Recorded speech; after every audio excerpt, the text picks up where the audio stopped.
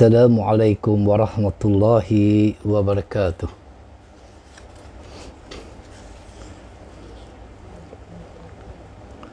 Bismillahirrahmanirrahim. Alhamdulillahi rabbil alamin. Wassalatu wassalamu ala asyrafil anbiya'i wal mursalin wa ala alihi wa sahbihi ajma'in. Allahumma salli wa sallim ala Sayyidina Muhammad wa ala alihi fi kulli lazatin abadan adada ni'imillah wa ifdalih. Allahumma rabbana atina min ladunka rahmatan wa alimna min ladunka ilma. Subhanaka la ilma lana illa ma 'allamtana innaka antal alimul hakim. Rabbi syrah li sadri wa yassir li amri wahlul 'uqdatam min lisani yafqahu qawli. Allahumma yassir wa la tu'assir bi tammil bil khair. Wa la hawla wa la quwwata illa billahil alimul azim. Amma ba'. Kita sambung kepada kitab Fiqh Puasa sempena untuk kita menunggu kedatangan bulan Ramadan yang tidak berapa lama lagi. Kita masuk kepada bab seterusnya. Semalam telah kita bahaskan beberapa perkara tentang wajibnya puasa, makruhnya puasa dan haramnya berpuasa. Baik. Kemudiannya telah kita bahaskan juga berpuasa pada pertengahan bulan Syaban atau pada hari Syak. Baik. Kita bahaskan kepada menyebut Ramadan. Iaitu bulan Ramadan. Menyebut Ramadan tanpa ditambah dengan lafaz bulan, hukumnya adalah tidak makruh. Menurut pendapat yang kuat, boleh kita sebut sebagai Ramadan saja. Tanpa kita menyebutnya bulan Ramadan. Dan sebagian ulama mengatakan hukumnya ada makruh. Jadi ada perselisihan. Ada ulama mengatakan tak boleh sebut Ramadan, hanya mesti disebut bulan Ramadan. Dia kata makruh. Tetapi pendapat yang paling kuat mengatakan boleh. Kerana diriwayatkan lafaz Ramadan adalah nama dari nama-nama Allah Subhanahu wa taala. Berdasarkan sabda Rasulullah sallallahu alaihi wasallam, la taqulu jaa Ramadan fa inna Ramadana ismun min asma'illahi ta'ala walakin qulu jaa syahru Ramadan. Janganlah kalian mengatakan telah datang Ramadan, maka sesungguhnya Ramadan adalah nama dari nama-nama Allah SWT, akan tetapi katakanlah telah datang bulan Ramadan.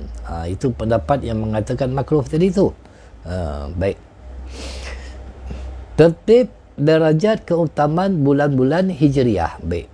Kita ada 12 bulan Hijriah. Bermula daripada bulan bulan apa? Bulan Muharram. Baik. Yang pertama sekali, yang paling tinggi darjatnya ialah bulan Ramadan. Itu paling tinggi sekali. Seumpama sembahyang lah. Sembahyang paling tinggi sekali. Sembahyang fardu, sembahyang subuh. Hari Jumaat yang paling tinggi sekali. Baik. Yang pertama bulan Ramadan, yang kedua bulan Muharram.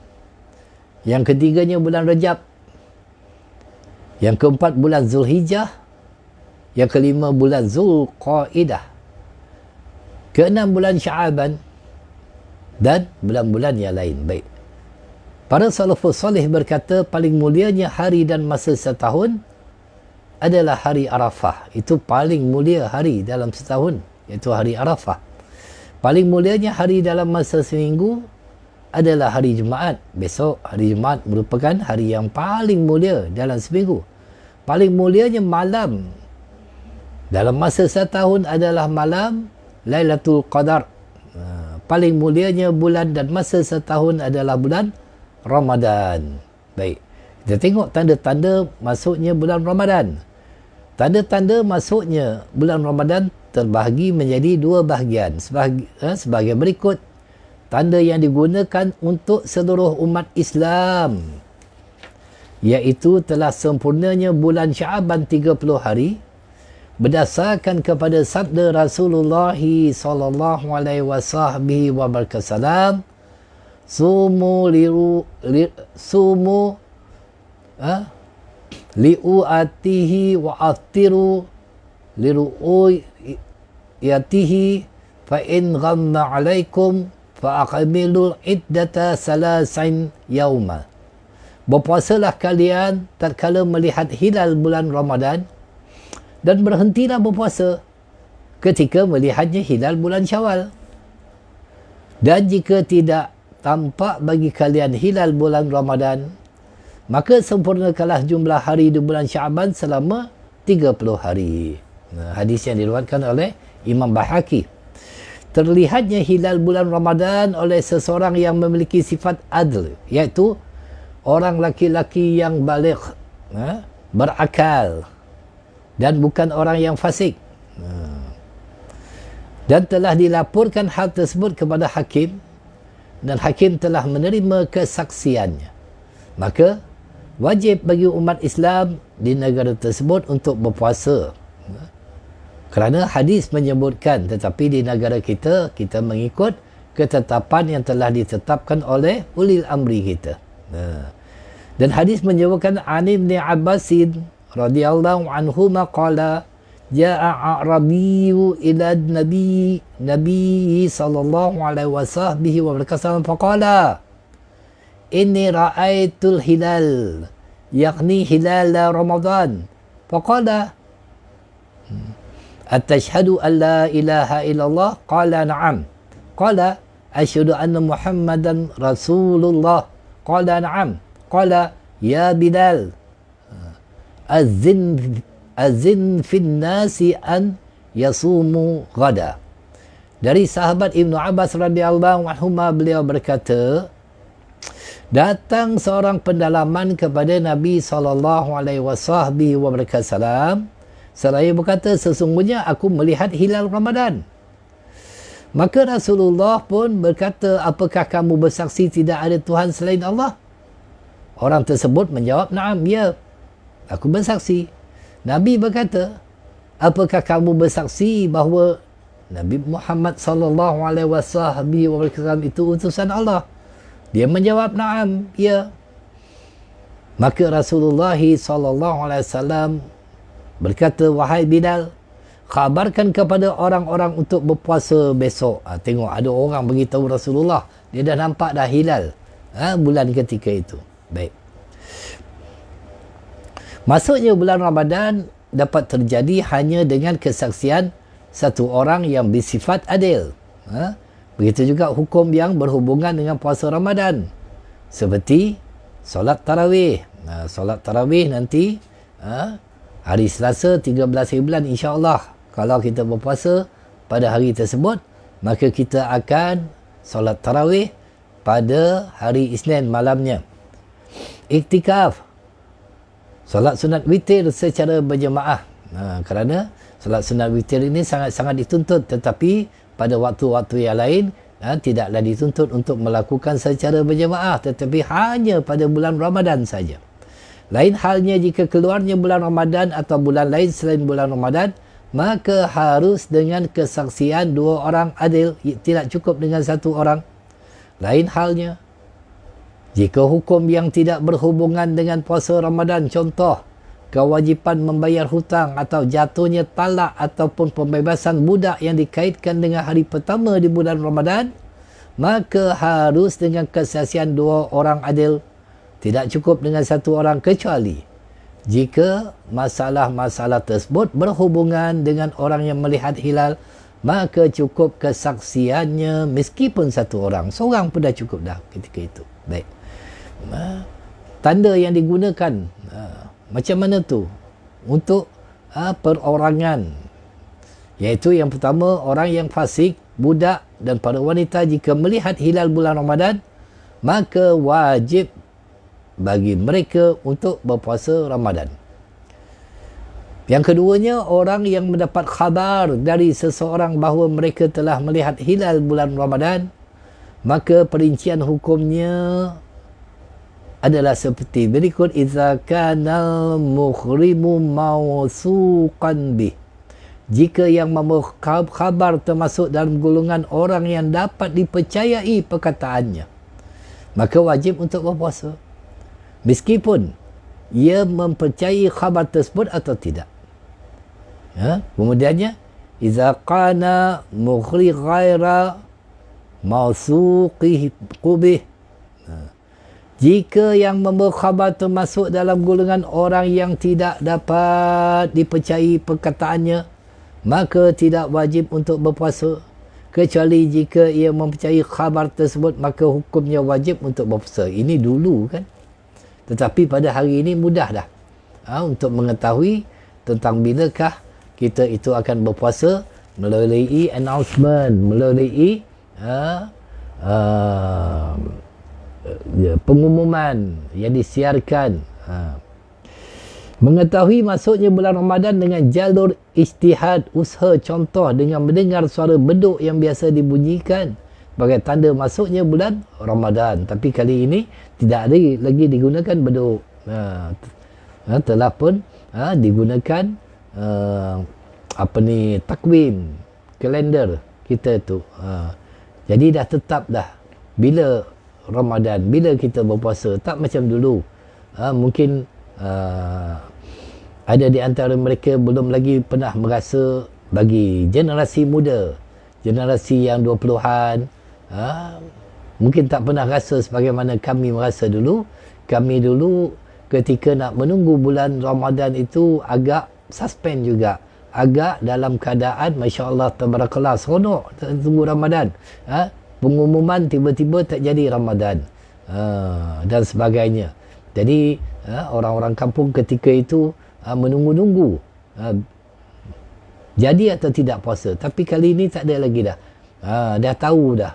Siang-siang kita dah tahu dah. Setahun lagi kita dah tahu dah bila kita akan berpuasa. Tak macam dulu. Dulu seronok nak menyambut Ramadan tu sangat-sangat dinanti-nantikan, sangat-sangat mendebarkan, dan itu merupakan satu kebahagiaan yang kita dapat pada waktu dahulu. Baik. Jika seseorang berpuasa berdasarkan khabar yang dibawa oleh orang yang bukan adil, dan dia mempunyai kabar tersebut, kemudian setelah sempurna puasanya 30 hari, dia tidak melihat hilal bulan Syawal. Lepas 30 hari, tak nampak anak bulan Syawal. Kali ini tak ada lagi dah. Rasanya belum pernah lagi kita melihat anak bulan kan, wallahualam. Apakah boleh baginya untuk tidak berpuasa? Sebab dah cukup dah 30 hari Syaban, tapi tak nampak bulan, anak bulan. Macam mana tu? Itu yang masalah. Maka itulah ijtihad ulama-ulama kita, ulama fiqh kita di negara kita ini. Mereka mengambil cara dengan melalui perkiraan daripada takvim tahun Hijriyah. Maka mudah. Kalau tidak nanti tak nampak anak bulan.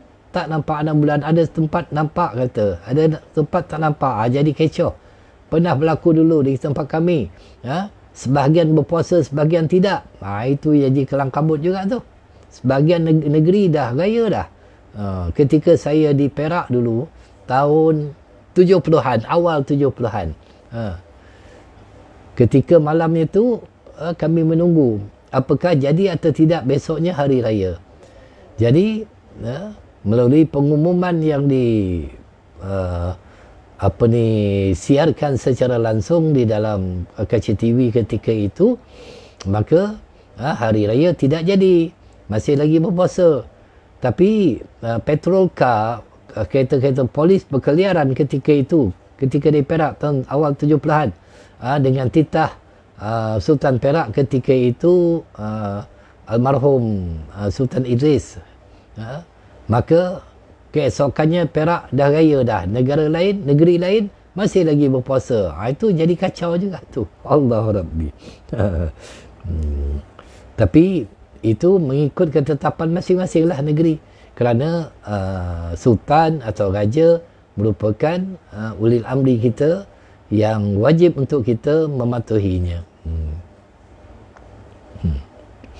Jadi terdapat perbezaan pendapat dari para ulama.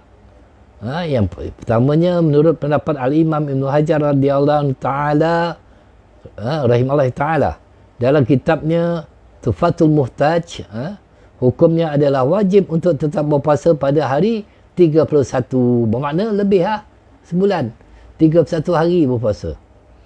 Adapun pendapat daripada Imam Ramli rahimahullah ta'ala dalam kitabnya Nihayatul Muhtaj, hukumnya adalah boleh untuk tidak berpuasa pada hari ke-31. Baik. Ini banyaklah yang diceritakan dulu-dulunya. Baik. Kita tengok pada rukun-rukun puasa. Rukun-rukun puasa adalah amalan-amalan yang wajib dilakukan agar ibadat puasanya menjadi sah kerana ia rukun. Dan jika tidak dilakukan, maka hukum ibadatnya, iaitu ibadat puasanya, tidak sah. Iaitu rukun puasa ada dua. Kita kena tahulah, rukun puasa ada dua. Niat. Semuanya mesti bergantung kepada niat. Innamal a'malu bin niat. Setiap amalan itu bergantung kepada niat. Contoh ukuran lafaz niat. Lafaz ini tidak dikira kerana talafuz niat, tetapi niat dalam hati. Itu yang dikira. Tetapi kita itu disunatkan untuk melafazkan nawaitu sauma ghadan min Ramadan. Itu paling mudah sekali lah lafaz niat. Yang paling mudah sekali, nawaitu sauma ghadan min Ramadan. Aku niat berpuasa besok dari bulan Ramadan. Kalau yang sempurnanya, nawaitu sauma ghadin an adai fardi syahri Ramadan li hadhihi sanati imanan wa tisaban lillahi ta'ala. Itu lebih sempurnalah lafaz niatnya.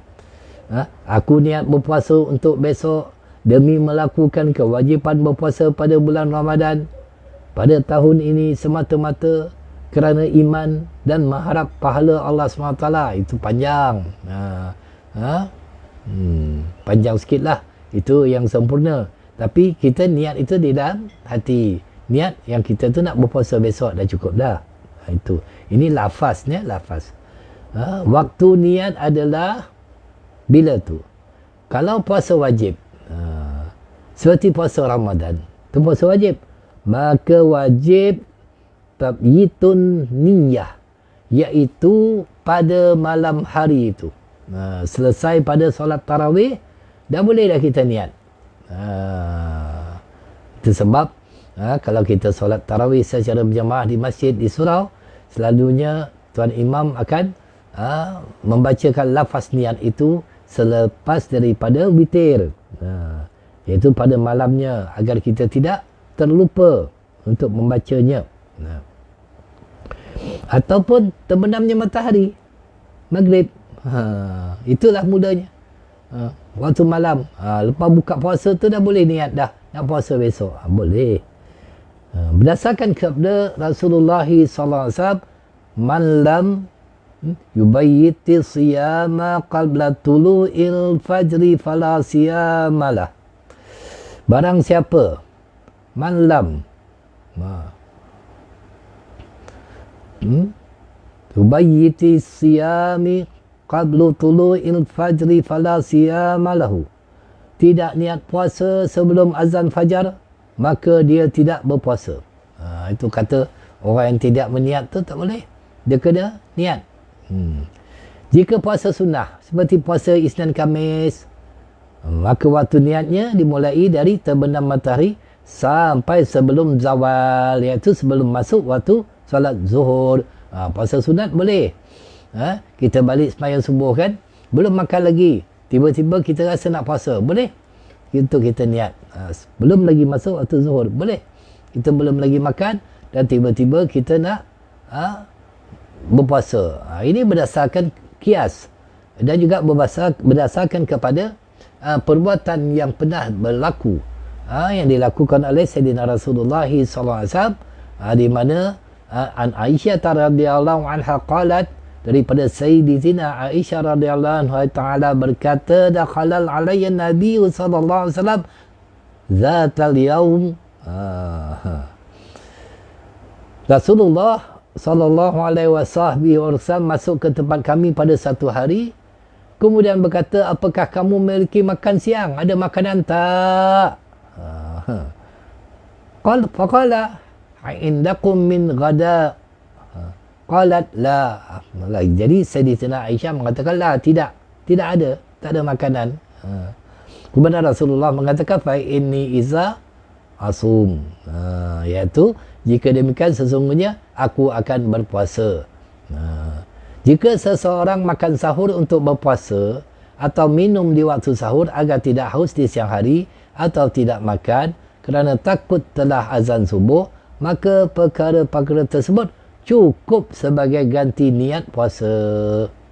Jika timbul di hati bahawa perkara tersebut dianjurkan dilakukan bagi orang yang akan berpuasa, atau ingat bahawa saat itu bulan adalah Ramadan. Baik. Meninggalkan semua perkara yang dapat membatalkan puasa seperti makan, minum,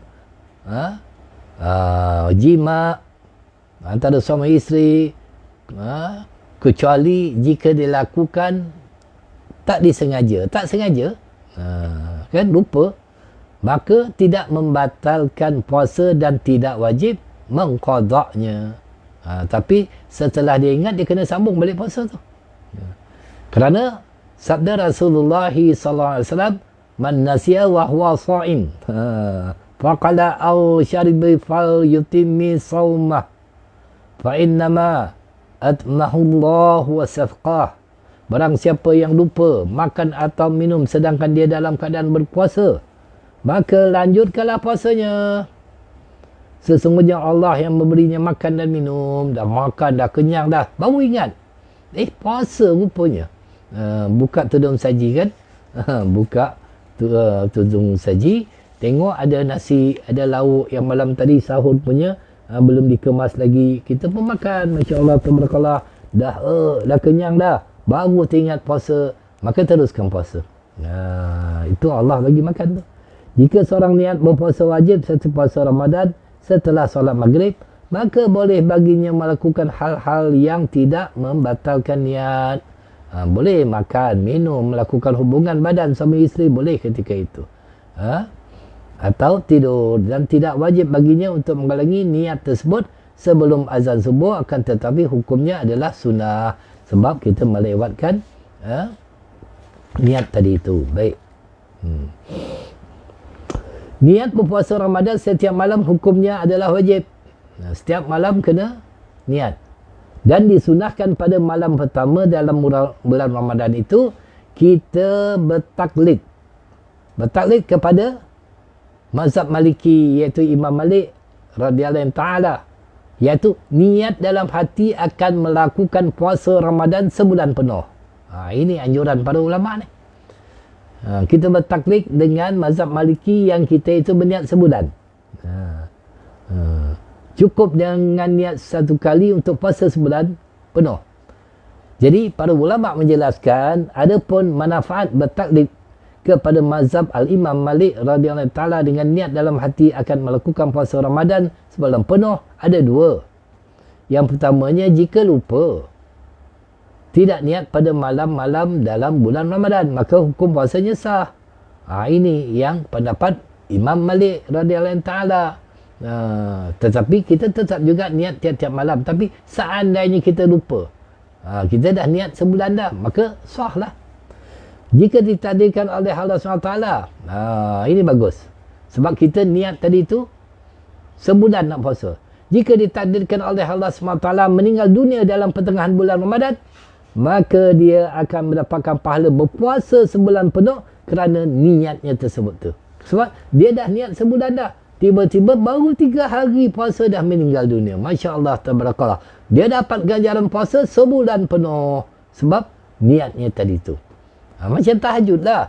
kita nak bangun tahajud malam, Masya Allah, tabarakallah, dah kunci jam dah. Dah niat dah. Ni pukul 3, 3:30, pukul 4. Nak bangun qiyamul lail, nak sembahyang tahajud, nak solat tasbih, nak solat taubat, nak solat witir, apa saja. Tiba-tiba, as-salatu khairum minan naum. Alamak, tak sedar pula. Jam pula, bateri habis rupanya. Tak bunyi. Tiba-tiba dah azan subuh. Malam tadi dah niat nak tahajud. Dapat ganjaran tahajud. Itu sebab Allah SWT itu sangat baik dengan kita. Baru niat saja, dah dapat dah. Belum buat lagi. Kalau buat, itu untuk kebaikan dah. Tapi untuk kejahatan, niat nak buat jahat. Niat nak pergi merompak. Tapi tak buat, tak ditulis. Selagi tak buat, tak ditulis. Tapi kebaikan, ada niat. Itu sebab kita nak bulan Ramadan ni pasang niat banyak-banyak, tuan-tuan. Niat yang baik-baik. Niat nak khatam Al-Quran. Niat nak bersedekah banyak-banyak. Apa lagi? Niat nak menghabiskan salat sunat tarawih. Tak nak tinggal. Niat yang baik-baik. Tapi mesti bersungguh-sungguh lah. Jangan main-main. Maka kita akan dapat ganjaran pahala kalau kita tidak dapat melaksanakannya. Dan ada satu lagi hadis, niatul mu'minin khairun amali. Ada kalanya niat itu lebih baik daripada amal. Sebab kadang-kadang amal ini, apabila niat itu dapat diterjemahkan kepada amal, tetapi ini bukan perkara yang wajib. Perkara-perkara sunat lah. Macam solat tahajud. Sebab kalau dapat diterjemahkan ke niat itu kepada amali, maka ditakuti ada sifat wujub, riak dan sebagainya, maksiat batin dan sebagainya. Baik. Lupa tidak niat berpuasa sebelum azan subuh. Disunahkan bagi seseorang yang lupa tidak niat berpuasa sebelum azan subuh untuk bertaklid kepada mazhab Al-Imam Abu Hanifah radhiyallahu ta'ala, kerana dalam mazhab Hanafi, Imam Abu Hanifah berpendapat boleh dan sah hukum puasa seseorang jika niat puasanya dilakukan setelah azan subuh dan sebelum azan zuhur. Jadi tak ada excuse lah. Tak ada alasan lah orang tak nak berpuasa. Kenapa tak puasa? Lupa niat. Awak pakai mazhab Imam Abu Hanifah. Boleh lagi niat. Kabarkan kat dia macam tu kan. Baik. Macam mana kalau dia ragu-ragu? Apakah telah niat berpuasa? Kemudian teringat bahawa ia telah niat, maka perincian hukumnya, yang pertamanya, jika teringat telah niat berpuasa sebelum terbenamnya matahari, maka hukum puasanya sah.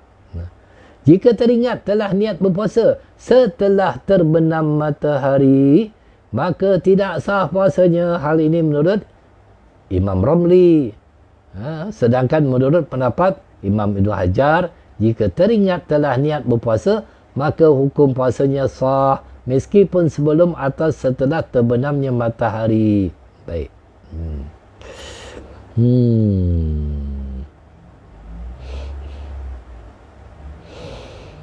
Jika kita melihat seseorang pada siang hari, di bulan Ramadan, dia makan, dia minum. Macam mana tu? Apa kita nak buat? Yang pertama, wajib untuk diingatkan. Mungkin dia lupa. Jika keadaan orang tersebut sering meremehkan kewajipan berpuasa. Kedua, sunnah untuk diingatkan. Jika keadaan orang tersebut selalu dalam ketakwaan. Jika orang yang selalu menjaga perkara agamanya. Baik.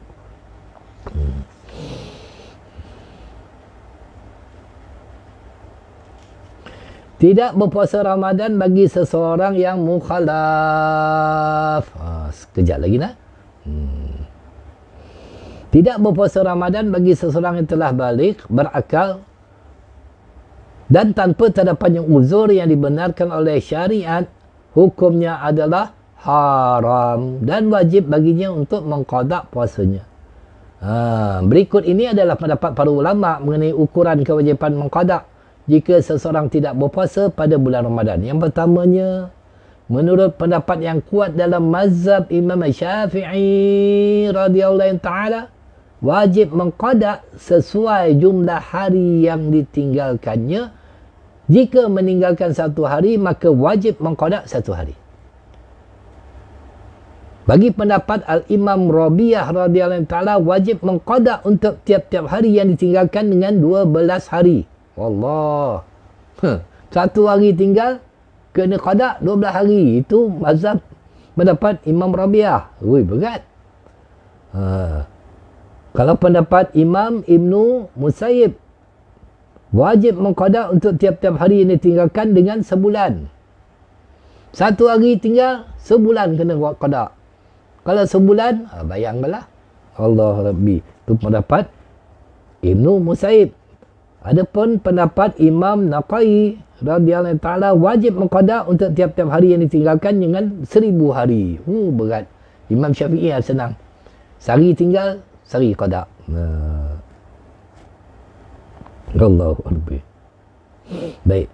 Perbezaan pendapat antara para ulama dalam perkara yang membatalkan puasa yang terakhir, sebelum kita berhenti, berhubungan badan, jima, bersetubuh, makan dan minum jika dilakukan tanpa disengajakan, maka hukumnya, kalau menurut pendapat Imam Syafi'i radhiyallahu ta'ala dan Imam Abu Hanifah, tidak batal puasanya, boleh teruskan puasa.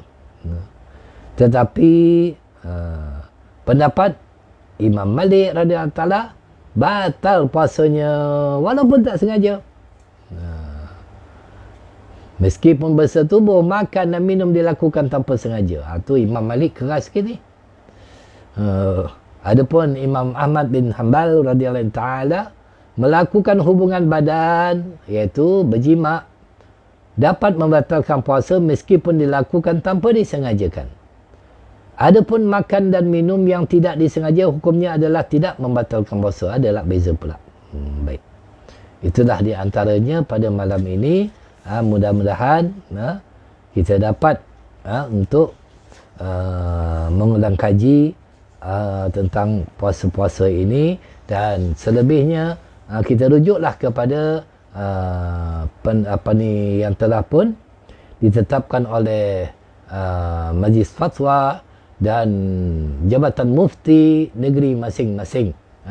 Seumpama perkara-perkara yang boleh membatalkan puasa, kalau mengambil vaksin, dikatakan itu tidak membatalkan puasa. Suntikan, cabut gigi, itu tak batal puasa. Jangan cabut gigi nak buka puasa dan sebagainya. Begitu juga perkara-perkara yang lain. Semburan ataupun memasukkan inhaler, itu dikatakan membatalkan puasa. Sebab dia boleh masuk ke dalam rongga. Sesuatu yang masuk ke dalam rongga boleh membatalkan puasa.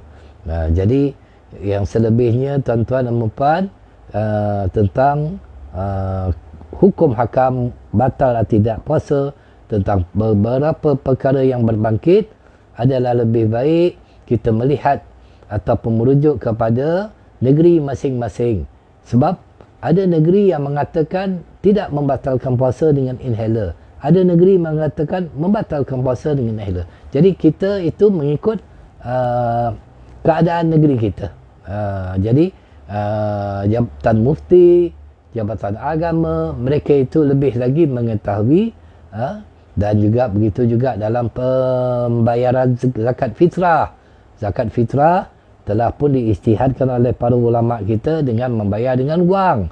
Walaupun di dalam mazhab Syafi'i hendaklah membayar dengan beras, tetapi atas ijtihad, atas memudahkan, maka kalaulah dibayar dengan beras, berapa kontena pula pihak masjid nak siapkan sampai berbusuk pula beras, dan beras pula ada grade-gradenya. Orang kaya bagi beras yang mahal, orang yang miskin bagi beras yang hancur dan sebagainya. Jadi tak ada standardized.